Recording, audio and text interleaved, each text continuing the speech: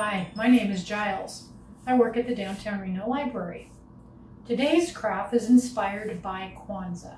I'm going to show you how you can take your child's handprints and make a wreath looking something like this.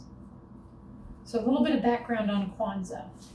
Kwanzaa is an African-American and Pan-African holiday. It focuses on tradition, community, and culture.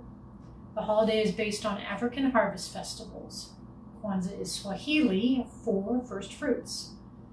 The holiday was created in 1966 by Maulana Karenga, who is a professor of Black Studies at the University of California, Long Beach. Kwanzaa is celebrated every year from December the 26th through January the 1st.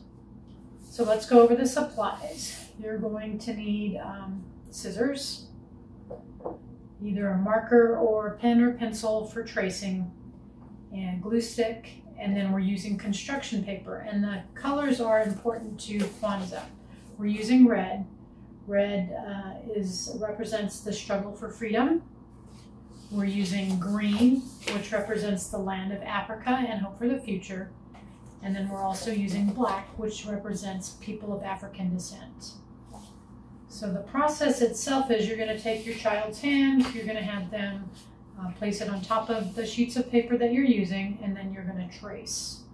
So here we go. I'm tracing my hand. And to make the size of wreath that I have right here is you're going to need 3 handprints of each color. So you're going to need 3 black, 3 green, and then 3 red handprints.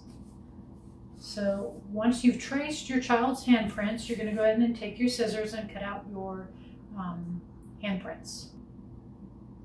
Once you have your child's handprints all cut out, you're going to want to alternate the colors in a wreath pattern of red, green, and black.